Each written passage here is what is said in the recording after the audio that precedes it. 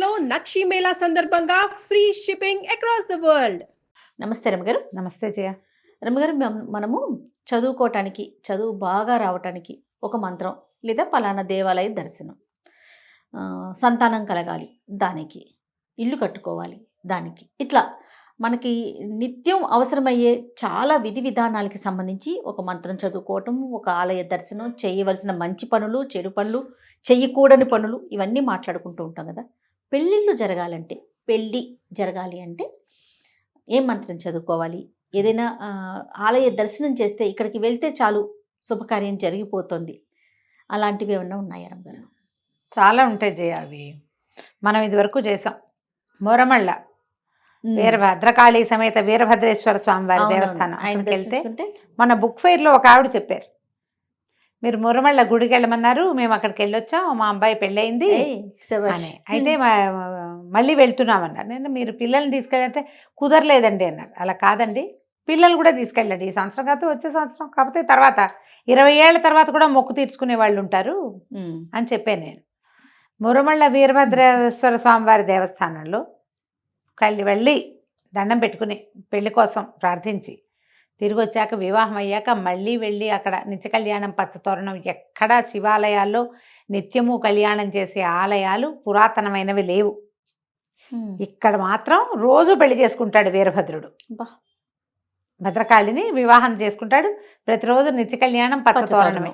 మనం విష్ణువాలయాల్లో నిత్య కళ్యాణాలు చూస్తాం, మనకు తెలుసు. అవును, అయ్యో పెద్ద ఆయన కూడా చక్కగా పెళ్లి చేసుకుంటాడు రోజు బంగారు కొండ కదా, ప్రతిరోజు వివాహం అవుతుంది. ఈయన అట్లా కాదు, శివాలయాల్లో వివాహాలు అసలు కనపడవు మనకి. అవును, ఇక్కడ ఒక్క చోట అట్లా జరుగుతుంది. ఎవరికైనా అవకాశం ఉండి ఆసక్తి ఉంటే మనది ఒక పాత వీడియో ఉంది చూడండి ఒకటి, లేదా వీడియో చూడకపోయినా ఈ వాక్యాలతోటైనా మీరు గోదావరి జిల్లాలో ఉన్న మురమళ్ళ అక్కడికి గనక వెళ్తే తప్పకుండా వివాహాలు అవుతాయి.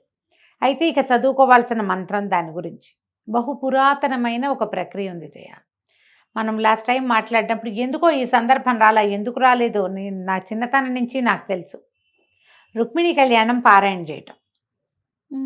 రుక్మిణీ కళ్యాణం చాలా విశేషమైనది.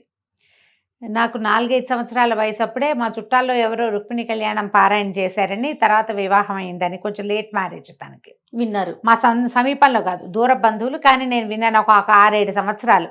అప్పుడు ఏంటి రుక్మిణీ కళ్యాణం అంటే, మా పెద్దక్కయ్యో వసంతో, మా పెద్దక్కయ్యే అనుకుంటున్నా, రుక్మిణీ కళ్యాణం కథ విన్నా నేను 6-7 సంవత్సరాల లోపలే, అంతే.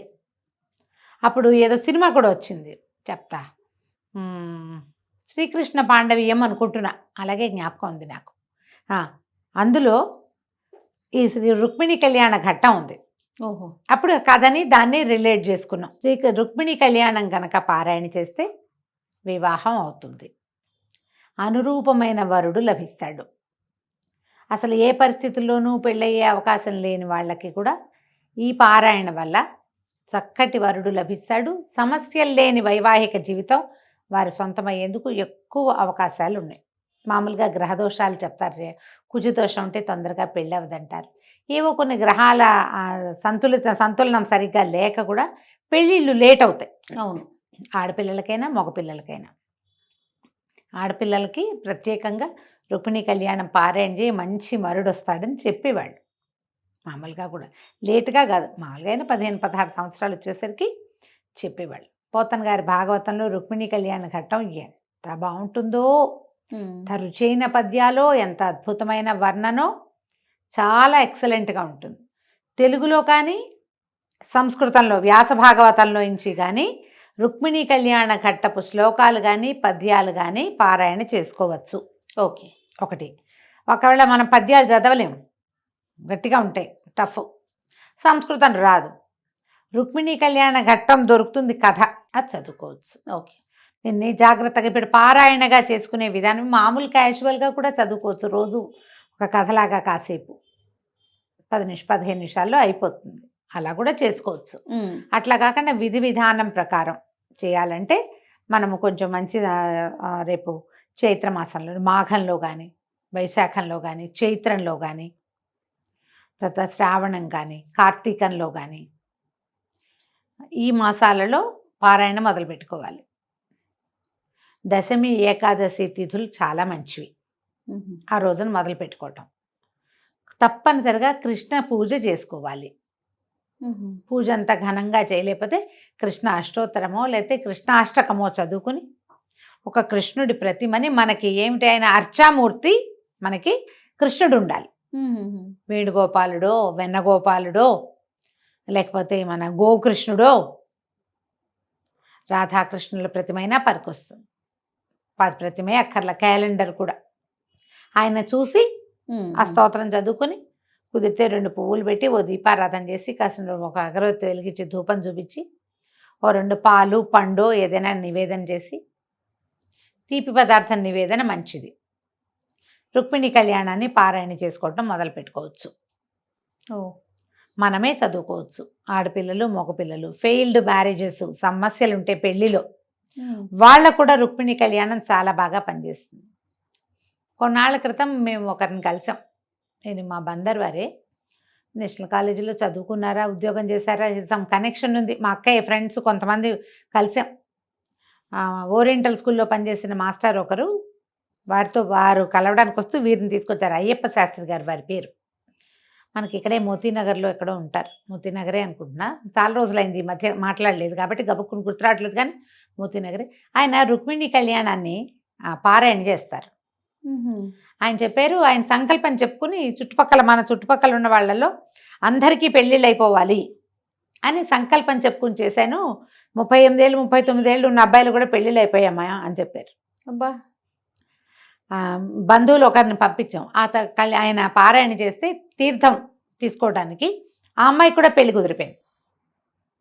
అంత పక్కగా ఇది పనిచేస్తుంది. మంచి చోట పెళ్ళి అవుతుంది. మంచి విషయం కదండి. ఎవరితోటైనా కూడా మనం పారాయణ చేయించుకోవచ్చు. ఎవరైనా రుక్మిణి కళ్యాణం పారాయణ చేస్తామంటే వారి దగ్గర మన గోత్రనామాలు అన్నీ ఇచ్చి పారాయణ చేస్తారు. వారు చేసాక తీర్థం ఇస్తే విధిగా తీర్థం ఒక 3 రోజులనో 5 రోజులనో మీరు వారు ఎన్ని రోజులకి వడం పడితే ఎన్నాళ్ళు చేస్తానంటే కనుక ప్రతిరోజు వెళ్ళి ఏదో వాళ్ళు చేస్తున్నారని వదిలేయకూడదు. ఆ సమయానికి వెళ్ళి చక్కగా తీర్థం తీసుకుని వాళ్ళకి ఒక నమస్కారం చేసి దక్షిణ తాంబూలాదిలో వారిని సత్కరిస్తే కూడా అద్భుతమైన ఫలితం లభిస్తుంది. ఏమిటి రుక్మిణి కళ్యాణం? ఏముంది అందులో? రుక్మిణి కళ్యాణం ఇది శ్రీకృష్ణుని యొక్క వివాహ ఘట్టాలలో మొట్టమొదటి వివాహ ఘట్టం. కృష్ణావతారం ఎత్తాక ఆయన విష్ణుమూర్తిగా ఉన్నప్పుడు లక్ష్మీదేవి ఆయన వక్షస్థలంలో ఉంది. భూదేవి కూడా ఆయనకి భార్యగానే ఉన్నదని మనం చెప్పుకుంటాం. అవును. అసలు నా విష్ణు పృథివీపతి అంటారు. భూమికి పతిగా రాజుగా ఉన్న ప్రతివాడికి విష్ణువంశ కలిగిన వాడే రాజు అవుతాడని. భూమి ఇంకొకరిని భర్తగా ఒప్పుకోదు, విష్ణువునే భర్తగా ఒప్పుకుంటుంది. విష్ణువంశ లేనివాడు రాజేగాడు. అంత ఖచ్చితమైన నియమం ఉంది. శ్రీదేవి భూదేవి సమేతంగానే మనకి భగవంతుడు దర్శనమిస్తాడు. అయితే ఆయన కృష్ణ రామావతారంలో ఏకపత్ని వ్రతుడుగా ఉండి కృష్ణావతారంలో అష్టమహిషులతోటి ఉన్నాడు. ఆయన 8 మంది భార్యలతోటి ఉన్నాడు. వీళ్ళందరూ రకరకాల సందర్భాలలో స్వామివారిని భర్తగా భావించిన వాళ్ళు, కోరుకున్న వాళ్ళు, వాళ్ళందరికీ ఈ దీంట్లో కృష్ణావతార ఘట్టం అప్పుడు అవకాశం ఇచ్చాడు స్వామి. ఎట్లా మొట్టమొదటి వారి వివాహం జరిగింది రుక్మిణీదేవితోటి. ఈ రుక్మిణీదేవి ఎవరంటే అప్పట్లో విదర్భ దేశానికి చెందినటువంటి భీష్మకుడు అనే రాజుగారి ఏకైక పుత్రిక. ఆయన కుండినం అనే నగరానికి రాజుగా ఉండేవారు. ఆయనకు 5 కుమారులు ఉన్నారు. రుక్మి మొదలైన వాళ్ళు, రుక్మబాహువు అలాంటి తమాషా పేర్లు ఉన్నాయి. మొత్తానికి మొదటి పేరు రుక్మి. 5 కుమారులు, తర్వాత ఆఖరిన ఒక కూతురు. ఆ కూతురు పేరే రుక్మిణి. ఆవిడ సాక్షాత్తు లక్ష్మీదేవి యొక్క అవతారంగా చెప్తారు. ఆమె పరమ సాత్విక స్వరూపంలో కనపడుతుంది. రుక్మిణి అంటే సాత్వికమైన భార్య, పరమ సాత్వికురాలు, భక్తితోటి పతిని సేవించి ఉన్నది ఆవిడ. అయితే ఈ కుమార్తెగా జన్మించాక ఈ అమ్మాయి పెరుగుతున్న కొద్దికి వీరగాథలు, శ్రీకృష్ణుని విజయగాథలు, వీరగాథలు వింటూ పెరిగి ఆయననే తన భర్తగా భావించి ఉంది. అయితే ఈ అన్నగారైన రుక్మికి తన స్నేహితుడైన చేది భూపాలుడైన శిశుపాలుడికి ఇవ్వాలని కోరిక, చెల్లెల్ని. ఈ శిశుపాలుడు ఎవరు? మళ్ళీ ఎవరో కాదు, శ్రీకృష్ణ పరమాత్మకి స్వయాన మేనత్త కొడుకు, చేది రాజ్యాన్ని రాజుగారి యొక్క కుమారుడు. ఈ అమ్మాయికి శ్రీకృష్ణుని మీద మనసు ఉందని వాళ్ళకి చూచాయిగా తెలుసు.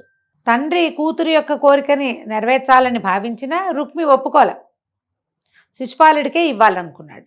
శిశుపాలుడు, జరాసంధుడు, రుక్మి వీళ్ళంతా స్నేహితులు. అయితే జరాసంధుడికి ముందు నుంచే కోపం ఉంది ఇతని మీద, శ్రీకృష్ణుడి మీద. ఎందుకంటే జరాసంధుని కుమార్తెలు ఇద్దరు కంసుని భార్యలు.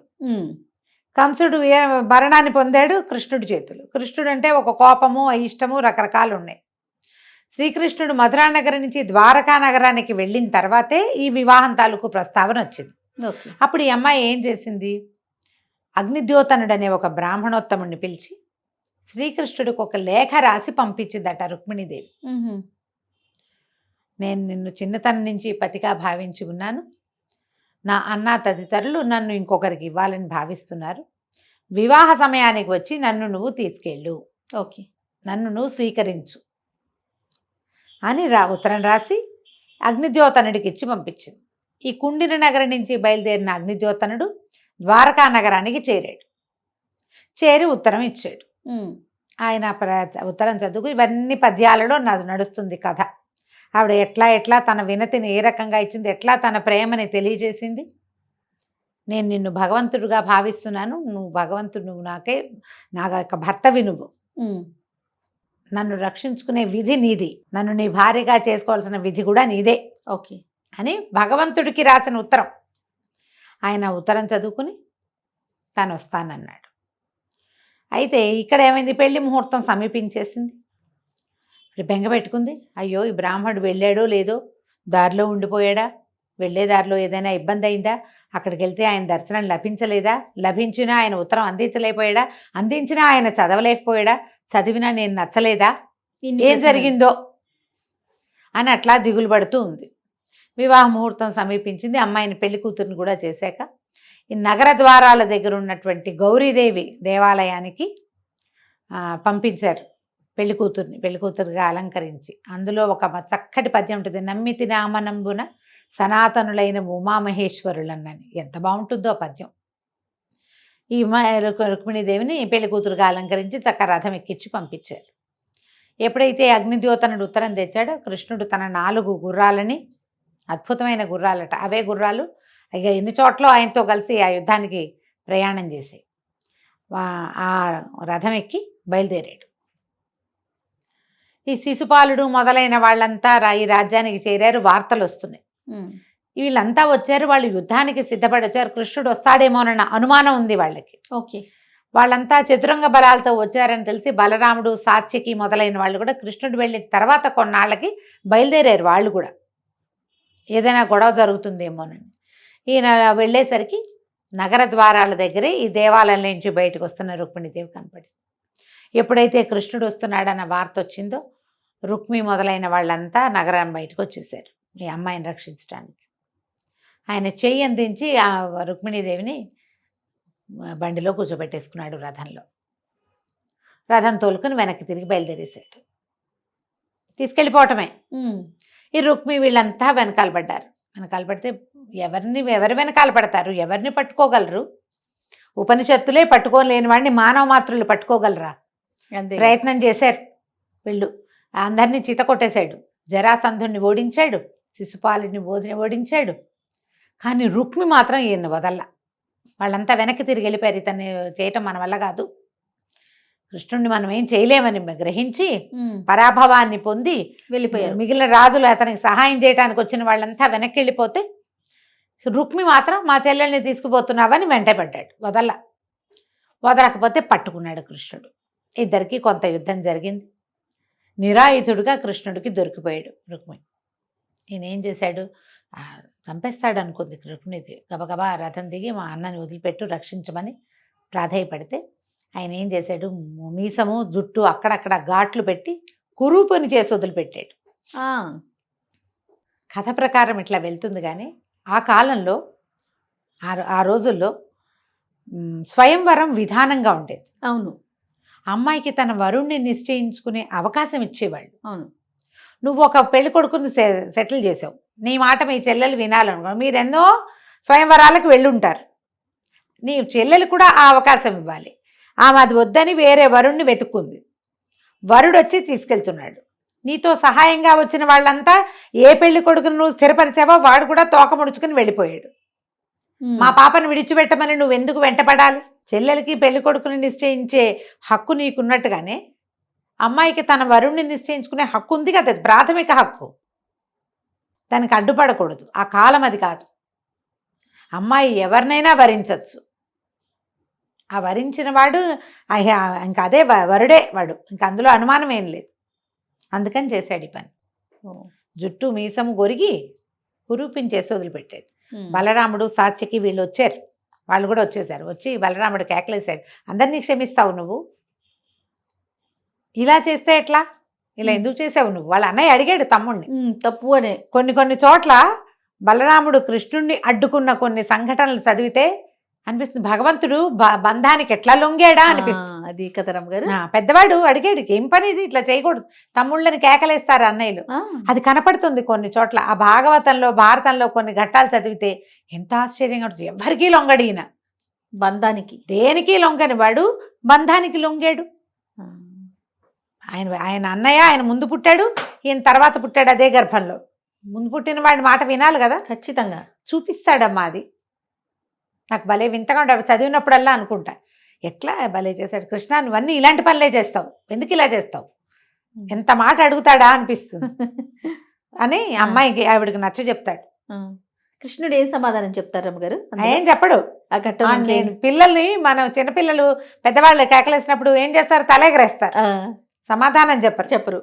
ఏం చెప్పడు, ఏం పని ఇది, ఎందుకు చేసావు ఇట్లా అని ఈవిడికి నచ్చ చెప్తాడు. మనం కర్మానుభవాలు ఉంటాయమ్మా, ఇతని చేతిలో పరాభవించబడాలన్నది కట్టుకుని వచ్చాడు, అతను తీసుకొచ్చాడు, నువ్వు ఇది మనసులో పెట్టుకోవద్దని నచ్చ చెప్తాడు. అప్పుడు రుక్మిణీదేవిని తీసుకుని వెళ్ళిపోతారు. రుక్మి కృష్ణుడిని జయిస్తే గానీ నగర ప్రవేశం చేయనని అక్కడే ఉండిపోయాడని చెప్తారు కథలో. అతను వదల్లా పట్టు, అంత పరాభవం జరిగినా కూడా వదలలేదు. దుర్యోధనుడి వైపు యుద్ధం చేశాడు. తర్వాత వీళ్ళు వెనక్కి వెళ్ళిపోయి రుక్మిణీదేవిని తీసుకెళ్ళి ఇంటికి తీసుకెళ్ళి ద్వారకా నగరాన్ని ప్రవేశం చేసి ద్వారకలో పెళ్లి చేసుకున్నాడు. తర్వాత యాదవులలో మగవారి ఇంట్లో పెళ్లి జరగటం అనే ఆచారం మొదలైందంటారు. మగ పిల్లవాడి ఇంట్లో, పెళ్లి కొడుకు ఇంట్లో పెళ్లి చాలా చోట్ల చూసేవాళ్ళం, అట్లా కూడా కనపడేది మా చిన్నప్పుడు కూడా. కానీ అలాంటి ఒక విధానం ఏర్పడిందట, మరి దాన్నే కాపీ చేసేవారు ఏమో. ఇప్పుడు చూడు, ఒక భగవంతుణ్ణి భర్తగా భావించి ఆయనని ఆరాధించి ఆయనకు ఒక ఉత్తరం రాసి ప్రసన్నుణ్ణి చేసుకుని ఆయనే తన కోసం దిగి వచ్చి తనని తీసుకెళ్లేలాగా చేసుకున్న ఈ రుక్మిణీ కళ్యాణ గాథ చదివితే అద్భుతమైన ఫలితాన్ని ఇస్తుంది. ఈ ఫలితం నీకు కావాల్సింది కాదు, రావాల్సింది. నాకు అదేదో కావాలని తండ్రి ఏమో ఒకందుకు మంచి వరుడు కావాలని తండ్రి, నేను చెప్పిన పెళ్లి చేసుకోవాలని నాన్న, నేను చెప్పిన నేను అనుకున్న వరుడే కావాలని అమ్మాయి చేస్తే ఎవరికి ఫలితం వస్తుంది? ఇలాంటి ప్రశ్నలు అడగండి. రావాల్సిందే వస్తుంది. ఏది జరగాలో అది జరుగుతుంది, మంచి జరుగుతుంది, పాజిటివ్ ఎనర్జీ. ఇది ప్రయత్నం చేసి చూడండి. ఒకవేళ ఆడపిల్లలు ఉంటే ఇందులో దీంతో అమ్మాయిలైనా చేసుకోవచ్చు, మగ పిల్లలైనా చేసుకోవచ్చు. తర్వాత ఏదైనా పెళ్ళి సమస్యల్లో ఉంటే వాళ్ళకు కూడా పనిచేస్తుంది. మన పిల్లల కోసం మనం చేస్తాము అన్నది మాత్రం అంత సరైనది కాదు. మనం చేయించవచ్చు. ఇప్పుడు మా అబ్బాయి పెళ్లి కావట్లేదండి, నేను చేయనా అని అమ్మగారు నాన్నగారు కాకుండా ఎవరైనా పురోహితులతోటి చేయించి వాళ్ళతోటి తీర్థం ఇప్పించినా కొంత ఫలితం లభిస్తుంది. ఓకే, అలాగైనా చేయొచ్చు. మీ అవకాశాన్ని బట్టి చేయండి. ఇంగ్లీష్లో కూడా దొరికేస్తున్నాయి ట్రాన్స్లేషన్స్. తెలుగు చదవలేని వాళ్ళు లక్షణంగా చదువుకోండి, లేదా ఎవరితోటైనా నాబోటి అక్కయ్యలతో చక్కగా రికార్డ్ చేయించుకుని వినండి. అంతే. రుక్మిణీ కళ్యాణ ఘట్టం మొదటి నుంచి చివరి దాకా ఆశాంతం వినాలి. అది పూర్తిగా ఎవ్రీడే వినండి, లేదా ఎవ్రీడే చదవండి. వివాహంలో సమస్యలు, వివాహం ఆలస్యమైన ఈ రెండు సమస్యల్ని ఈ పారాయణ తీరుస్తుంది. శ్రద్ధతో భక్తితో చేయండి. దీంతో పాటు తప్పకుండా కృష్ణ పూజ జరుపుకోవాలి. ఇది ప్రధానం. అది తప్పకుండా రమ్మగారు. నమస్తే. నమస్తే.